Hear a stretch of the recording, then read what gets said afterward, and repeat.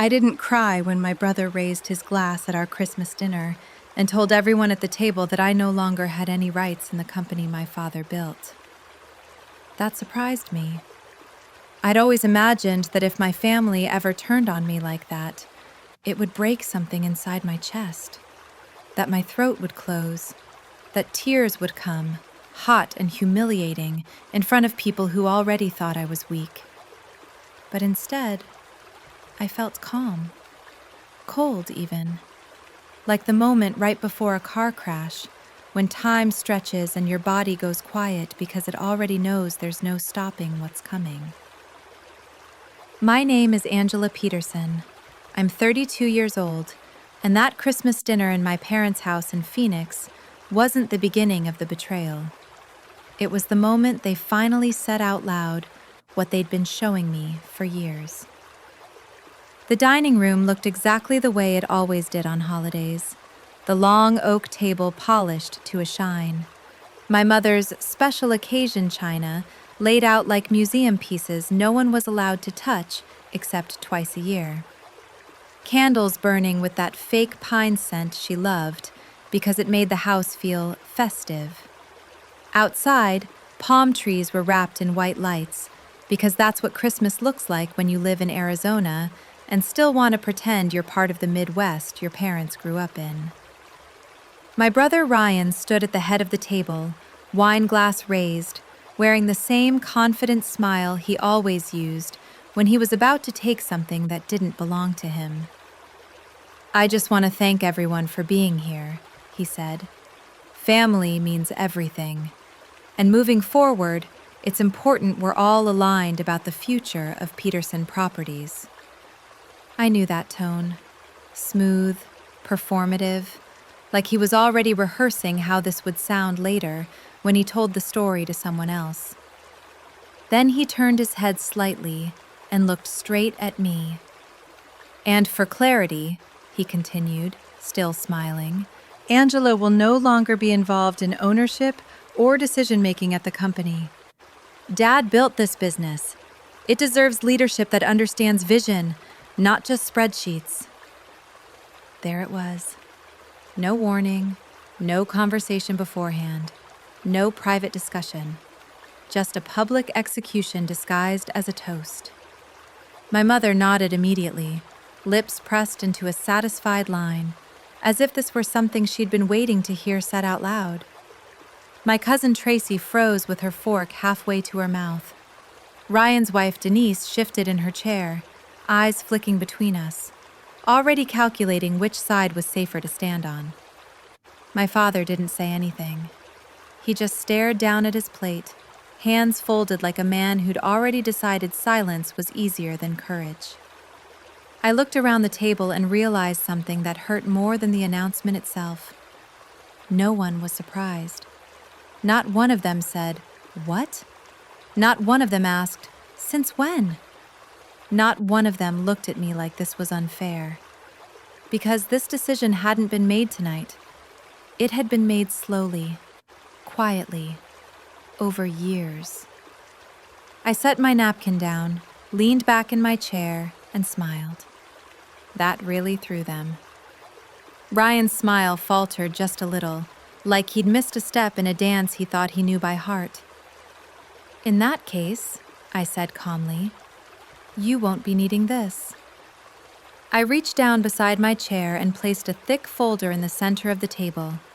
The room went still. Not dramatic, not explosive, just still. Ryan stared at the folder like it might bite him. "What's that?" he asked, already defensive. I didn't answer. I just nodded toward it. He picked it up, opened it, and as his eyes scanned the first few pages, I watched the color drain from his face. That moment, right there, was the payoff for years of being dismissed, underestimated, talked over, and quietly used. But none of that would make sense unless you understood how we got there. Peterson Properties wasn't just a business in our family. It was our identity. My father, Gary Peterson, started it in the late 1980s. with a single rental unit on the outskirts of Phoenix. Back then, he worked construction during the day and handled tenants at night. I remember sitting at the kitchen table as a kid, watching him balance checkbooks and scribble notes on yellow legal pads, teaching himself real estate the hard way. By the time I was in high school, Peterson Properties owned multiple apartment buildings, a handful of commercial spaces, and several suburban rental homes.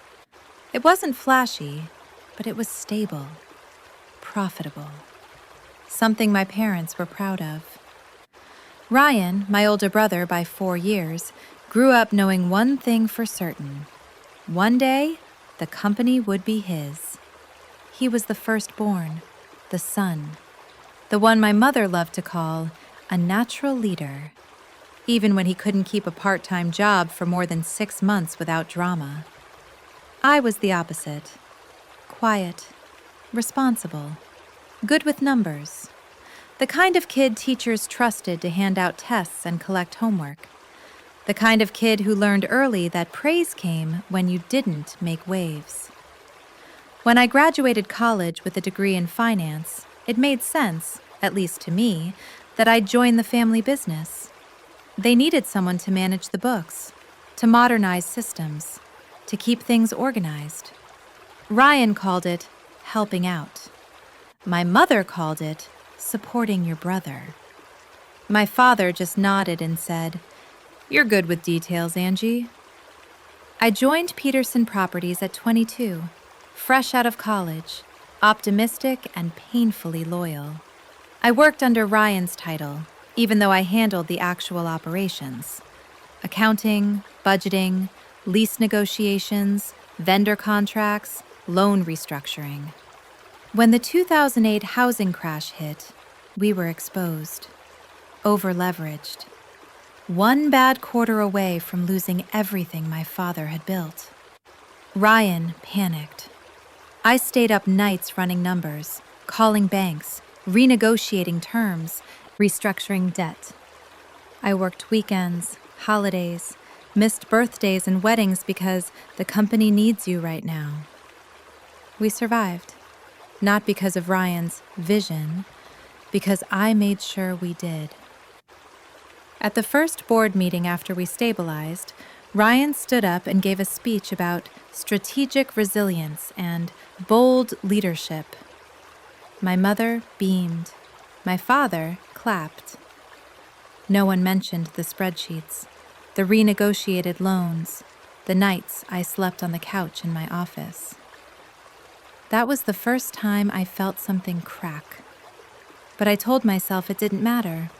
Family loyalty mattered more.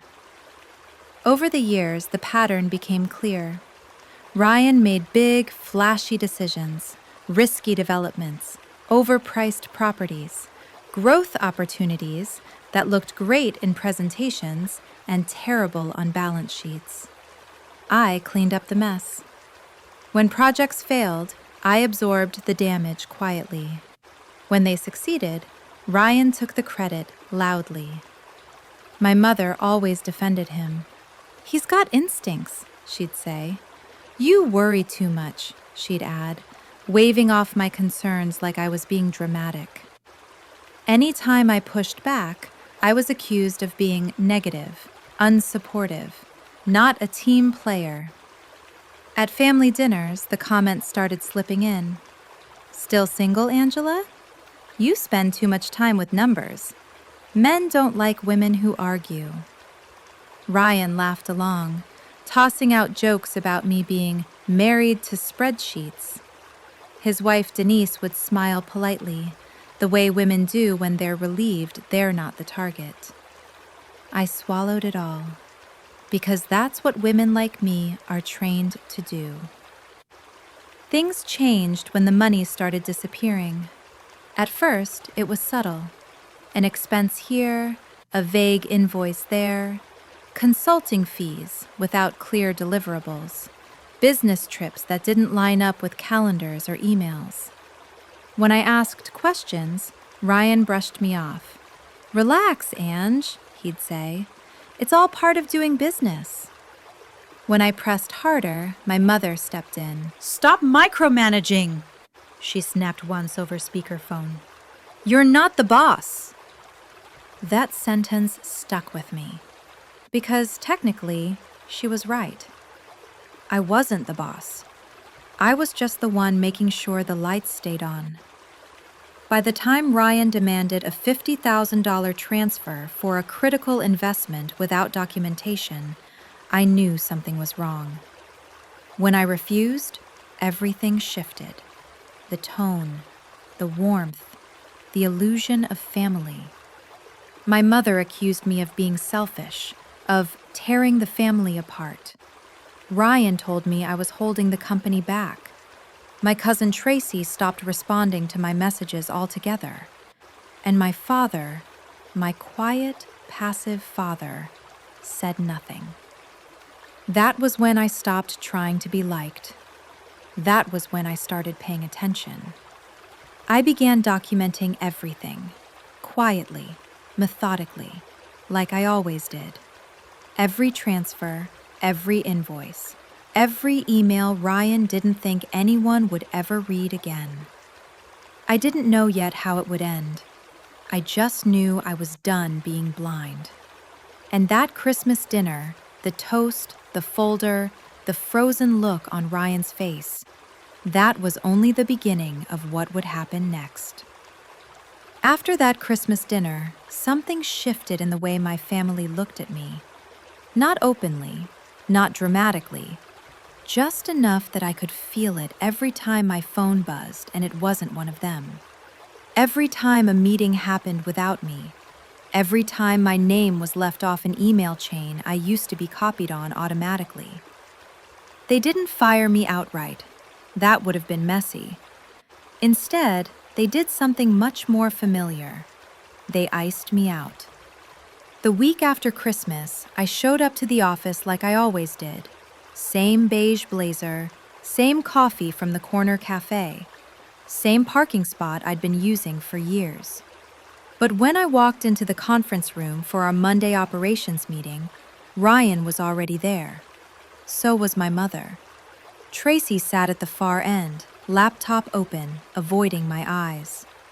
There was one chair conspicuously empty, the one I usually took. Ryan didn't look up when I entered.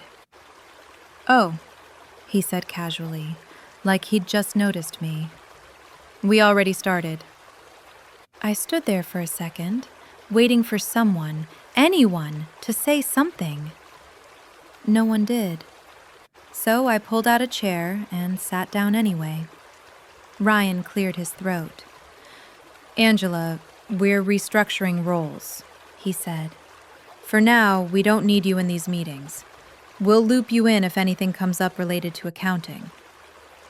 Related to accounting. As if the entire business wasn't related to accounting.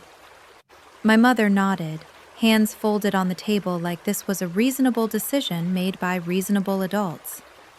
I felt heat crawl up my neck, but I kept my voice even. "I oversee financial operations," I said. "You don't make decisions without understanding cash flow." Ryan smiled thinly. "We're covered." I wanted to laugh. Covered by who? Tracy? Who worked part-time in marketing and once asked me what depreciation meant. My mother leaned forward. "Angela," she said, tone sharp but quiet. "Don't make this difficult." That was her favorite phrase. Don't make this difficult. Translation: accept whatever we decide and be grateful you're still included at all. I nodded once, gathered my notebook, and walked out without another word. That was the day I stopped hoping things would go back to normal. Because that was the day I realized they didn't want me gone. They wanted me invisible. The requests started coming in after hours. Late-night calls from Ryan asking for quick transfers. Emails marked urgent, asking me to move money between accounts without explanation. At first, I stalled, asked for documentation, clarification. Ryan's patience evaporated. "You're not in charge anymore," he snapped during one call. "Just do your job." "My job is protecting the company," I said. "No," he shot back. "Your job is supporting leadership." Leadership. Him. My mother backed him every time. When I refused a transfer without paperwork, she called me selfish, accused me of holding grudges, reminded me how much the family had done for me. "You wouldn't even have this job without us," she said once, voice trembling with manufactured emotion. I didn't remind her that I'd turned down higher-paying offers over the years to stay loyal. Loyalty only counts when it benefits the right people. I started noticing patterns. Money moving out in round numbers. Payments to vendors I'd never heard of. Expenses categorized so vaguely they were impossible to trace without digging. Ryan thought I wouldn't dig. He was wrong. I worked quietly, early mornings, late nights, saving copies, screenshotting transactions, exporting records and storing them somewhere no one else had access to. It felt strange, documenting my own family. But it felt stranger to pretend nothing was wrong. The final straw came in late summer. Ryan called me on a Sunday morning, voice unusually tense. "I need $50,000 by tomorrow," he said. "For what?" I asked. "An opportunity," he replied. "If we miss it, it's on you." I pulled up the accounts. Cash flow was tight. Too tight for that kind of transfer without explanation. "No," I said. "Not without documentation." There was a pause. Then his voice hardened. "You're holding us back, Angela. You always have." I laughed once, sharp and humorless. "I kept this company alive," I said. "You know that." He scoffed. "You pushed papers. I built relationships." That was when I knew the conversation was over. I refused the transfer. Within an hour, my mother called. Her tone was icy. "Why are you doing this?" she demanded. "Why are you tearing this family apart?" "I'm protecting the company," I said. "No," she snapped. "You're punishing your brother because you're bitter." That word again. Bitter. As if wanting accountability was a personality flaw. After that call, something inside me settled, a quiet certainty. They weren't going to stop, so neither was I. A few weeks later, my phone buzzed with a name I hadn't seen in years. Brenda Carter. She'd been our senior accountant back when I first joined Peterson Properties, the one who taught me how to read contracts like stories, how to follow money trails, how to spot what didn't belong. Ryan fired her after she questioned his expense reports, called her disloyal. My mother agreed. "She caused tension," she'd said. Now Brenda was calling me. "Angela," she said when I answered, "I need to talk to you, in person." We met at a quiet coffee shop on the edge of town, neutral territory, the kind of place where no one lingered. She looked older, tired, but her eyes were sharp. "I kept copies," she said after we sat down. No small talk, no pleasantries. I didn't trust him. My stomach dropped. "Copies of what?" She slid a USB drive across the table. "Emails, bank records, server backups, things Ryan thought were deleted." I stared at it, heart pounding. "How much?" I asked. Brenda exhaled slowly. "Hundreds of thousands." We spent weeks going through everything. Late nights on my dining room table, documents spread out like evidence in a crime show. It was worse than I'd imagined.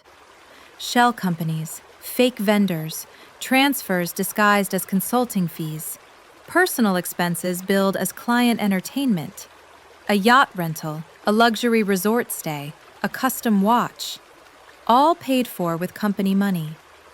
Ryan hadn't just been reckless, he'd been stealing. I felt sick. Not because I was surprised, but because I knew exactly what would happen when this came out. My mother would defend him, my father would stay silent, and somehow I'd still be blamed. As the evidence piled up, so did the pressure. Ryan officially removed me from board access. My email credentials were limited. I was told to take some time off to cool down. They painted me as unstable, difficult, disruptive. I didn't correct them. I was too busy preparing. By the time Christmas came around again, they thought they'd won. They thought I was beaten. They thought I'd show up quietly, accept my place, and keep fixing their messes behind the scenes. They never considered the possibility that I'd stopped playing the role they assigned me. And when Ryan raised that glass and tried to erase me in front of everyone, he had no idea how carefully I'd planned what came next. The strange thing about knowing the truth is that it doesn't make you emotional right away. It makes you precise. Once I finished going through the last of the files Brenda had saved, I didn't scream or cry or confront anyone. I didn't even feel angry in the way people expect anger to look. I felt clear about what had been happening, clear about who my family really was when money and power were involved, and clear about one thing I'd been avoiding for years. If I stayed quiet, I would become complicit.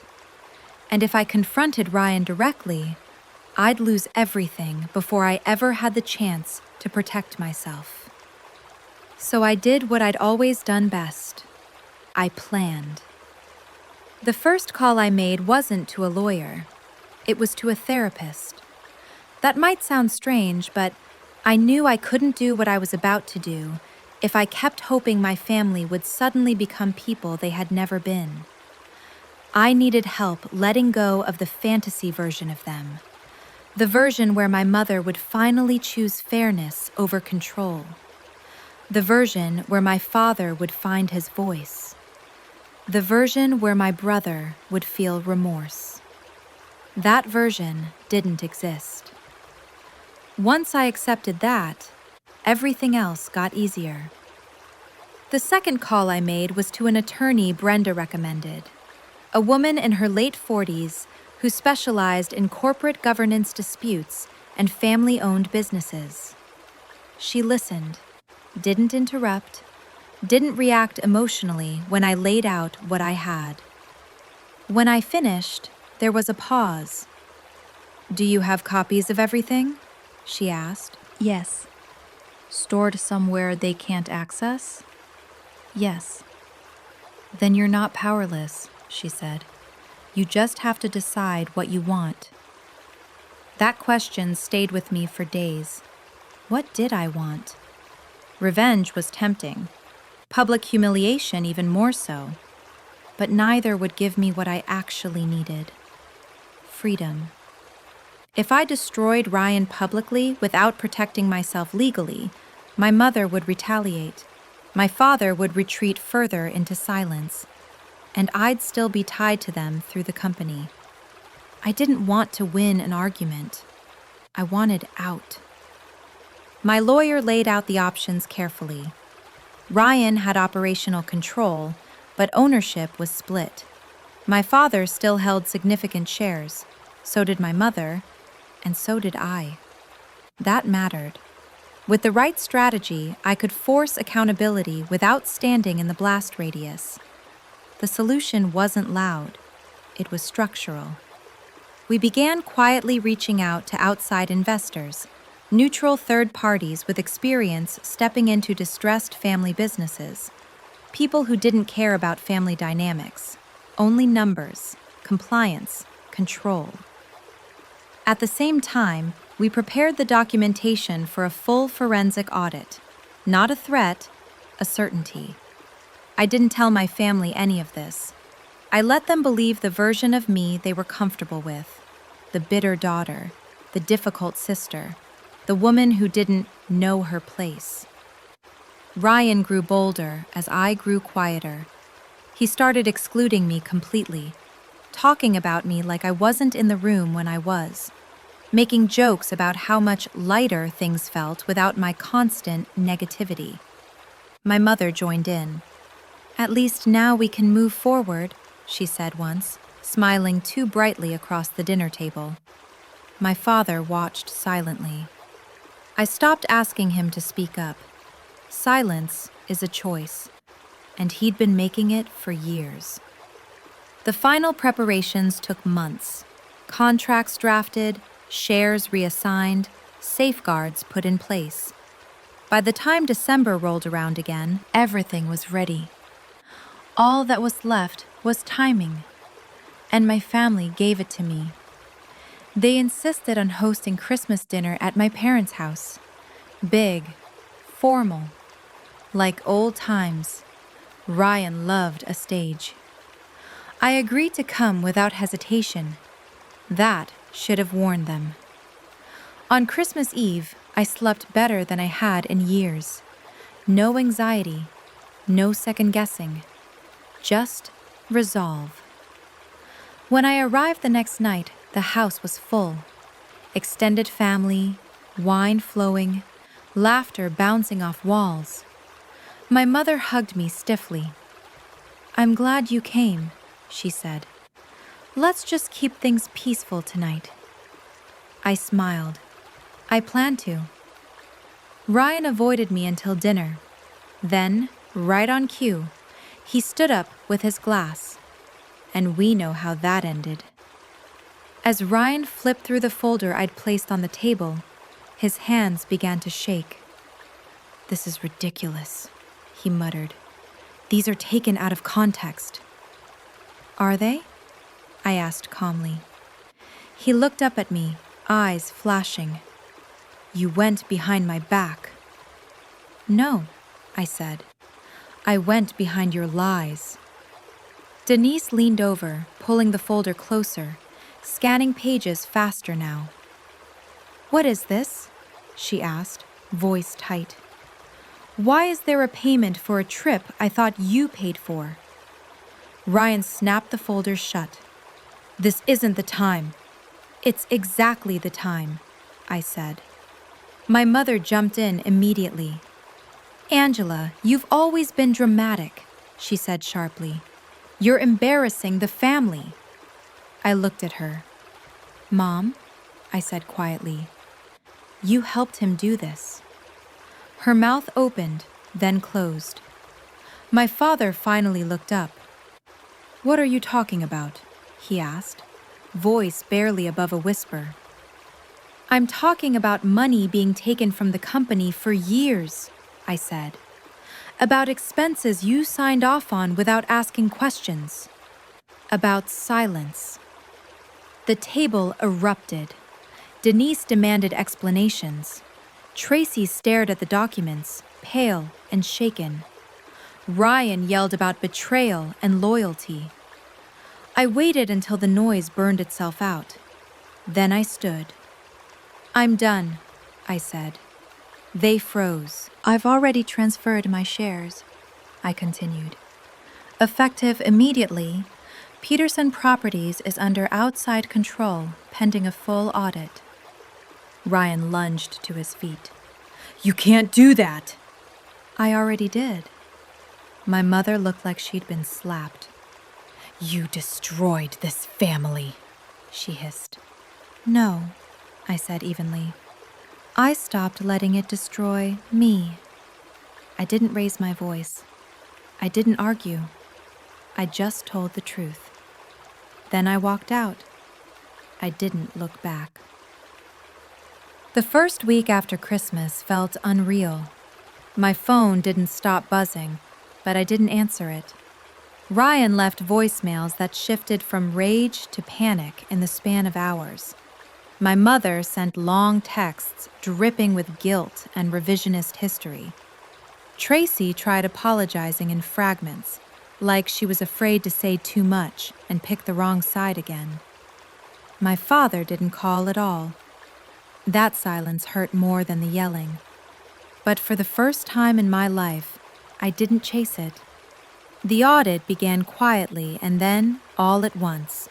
The outside investor, clinical, neutral, immune to family pressure, froze discretionary spending immediately. Forensic accountants went through years of transactions line by line. Banks were notified, vendors were contacted. What they found went beyond what Brenda and I had uncovered.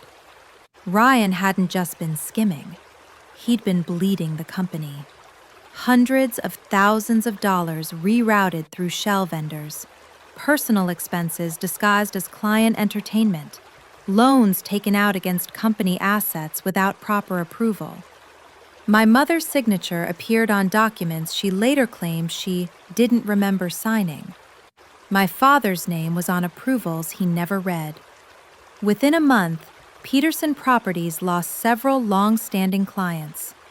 The rumor mill moved faster than any press release ever could. In Phoenix's real estate circles, trust is everything, and once it cracks, it doesn't come back. Ryan was removed from operational control before the audit even finished. He screamed about conspiracy, about betrayal, about how this was all my fault. The truth didn't care. Denise filed for divorce in January.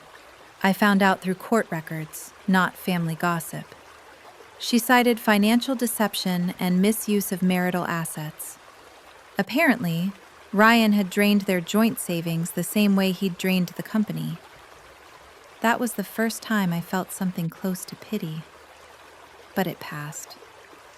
My mother wrote me a letter in February. Not an email, not a text. A handwritten letter. She talked about family, about legacy, about how none of this had to happen. She never apologized. She never acknowledged her role. I folded the letter, placed it in a drawer, and didn't respond. Because closure doesn't always come with conversation. Sometimes it comes with boundaries. By March, everything tying me legally to Peterson Properties was finalized. Shares sold, agreements signed, my name removed. For the first time since I was 22, my life wasn't entangled with theirs. I moved to Denver in early spring, not because I needed to escape, because I wanted space to breathe. I joined a mid-sized real estate firm that valued structure over ego.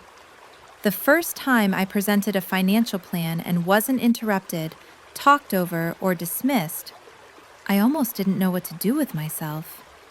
My boss said, "This is solid work," and meant it. No qualifiers, no jokes, just respect. My days became quieter. Morning runs, evenings that didn't involve crisis calls, weekends that belonged to me. I slept better. I laughed more. I stopped bracing for impact. Occasionally, Tracy would message me.